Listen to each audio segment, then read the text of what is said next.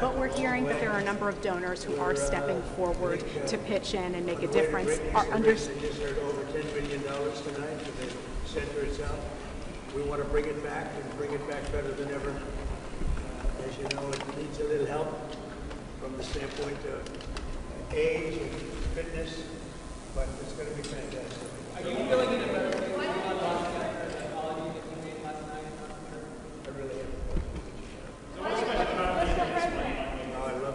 We've seen it many times.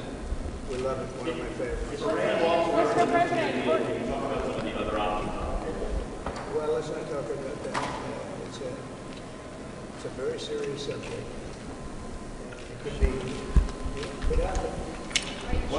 Mr. President, can you come to the pool camera, sir? I believe so. As far as I know, yes. Mr. President, Corey Lewandowski says that you love Les Mis. Is he true? Say it. We'll see what happens. Yeah. Mr. President. We're going to meet with a lot of people. I look forward to it. Say it. We're going to have to figure that one out. Mr. President, is there more who serve that? Oh, I would say every one of them is just great. It's truly great talent, and this is a great production tonight. First time. Mr. President, can you tell us about the reception?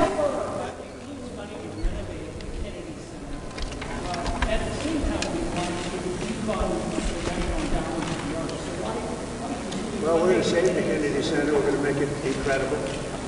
We have all the funding. We raised a lot tonight. We'll put in a lot of money to bring it back to the highest level, higher than it was ever before.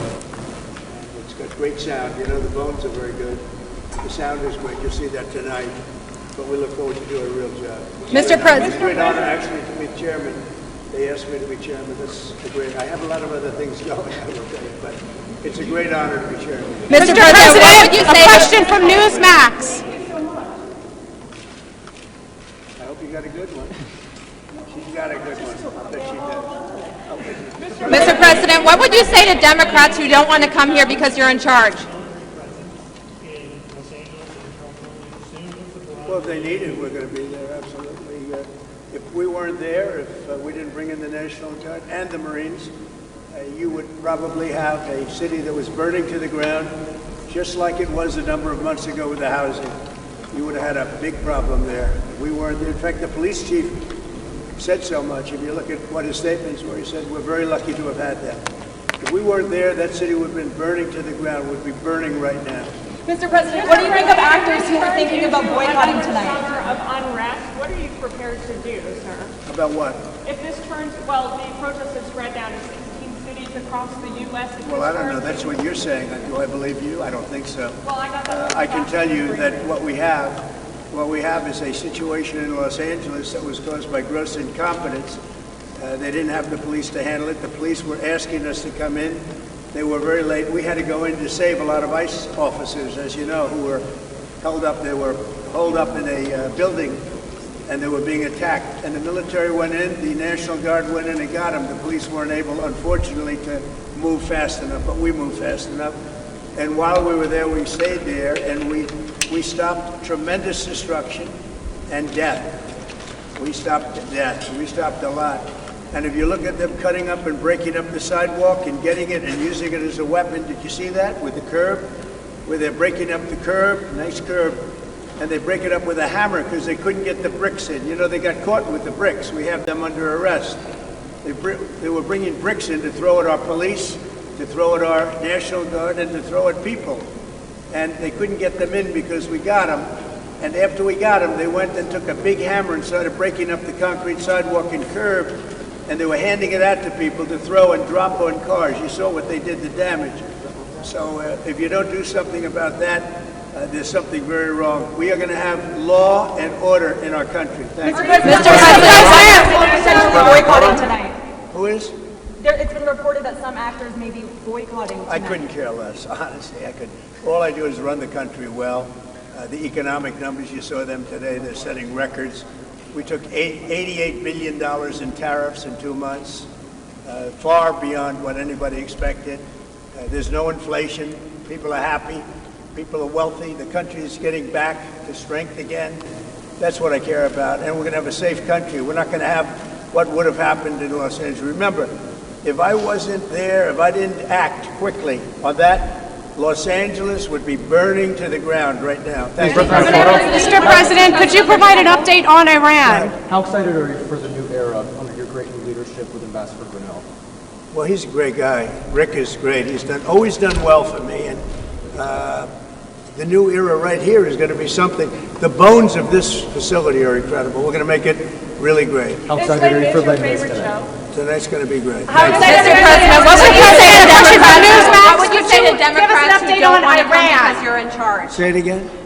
Yes, a question from Newsmax. Could you provide an update on Iran? We're hearing reports that U.S. personnel are being moved out of the region within striking distance. Well, they are being moved out because it could be a dangerous place, and we'll see what happens. But they are been. We've given notice to move out, and we'll see what happens. Is there anything that could be done to dial the temperature down in the region? They can't have a nuclear weapon. Very simple. They can't have a nuclear weapon. We're not going to allow that. Mr. President, A question on the musical. Have you seen the musical before, and do you identify more with Jean Valjean or Oh, Javert? that's a tough one. That last part of that question, that's tough, I think. You better answer that one, honey. I don't know. I've seen it. We've seen it a number of times. It's fantastic. I thought it was just about our first choice. So that's what we got. And we have others coming. Other great ones are coming. Fans of the opera. what are you looking forward to Why are you tonight? so quiet, Jeff? My question is on trade. Would you be willing to extend the deadline for trade talks with these countries? I would, but I don't think we're going to have that necessity. We made a great deal with China. We're very happy with it. We have everything we need, and we're going to do very well with it, and hopefully they are too. That was a very big one. As you know, we did with the UK, and I tell you what, we're rocking in terms of deals. Now, at a certain point, we're just going to send letters out, and I think you understand that, saying this is the deal. You can take it or you can leave it. You don't have to use it. You don't have to shop in the United States, as I said. So at a certain point, we'll do that. We're not quite ready. We're dealing with quite a few countries, and they all want to make a deal with us, every one of them. Who's next? Who are you expecting to get a deal with next? Well, we're dealing with Japan, we're dealing with South Korea, we're dealing with a lot of them. We're dealing with about 15 countries, but as you know, we have about 150 plus, and you can't do that. So we're going to be sending letters out in about a week and a half, 2 weeks, to countries, telling them what the deal is, like I did with EU. And are you happy with the EU right now? You were unhappy with them about 10 days ago. Well, I'll let you know in about a week. They do want to negotiate, I will say that. Thank you. Mr. President, we're making the theater great again, aren't we? We are, Brian, and I'm glad you're here. Glad to be here. What does it mean to be here tonight? Now this is under your administration, you're bringing class back, the golden era of theater. We have a golden era here in the country. You see the trade numbers came in today, they're fantastic. The deficit was cut in half over a period of 2 months. We cut what they tried to destroy our country. They were destroying our country. And you saw how good the numbers were. We took in $88 billion in tariffs in 2.5 months, and that we didn't even start yet. No, we're bringing the country back fast, and I'm very proud to have helped Los Angeles survive. Los Angeles right now, if we didn't do what we did, would be burning to the ground. And that's not over yet. You know, these are radical left lunatics that you're dealing with, and they're tough, they're smart, they're probably paid, many of them, as you know, they're professionals. When you see them chopping up concrete, because the bricks got captured, they're chopping up concrete and they're using that as a weapon. That's pretty bad, and thank you very much for your question. You're a New Yorker, you've been to a billion theaters. Do you remember your first theater production that you attended? Well, a long time ago, I would say maybe it was Cats. Cats. First Lady, do you remember your first theater production you saw? Phantom of the Opera. Are you a Les Mis fan, Mrs. Trump? I am. was great. I am. We're going to bringing munch a on lot some of them right popcorn here. and Diet Coke tonight while we watch the production. I think so. I think I will. Thank you. Thank you, Press. Thank you very much. Thank you very much. Have a good night.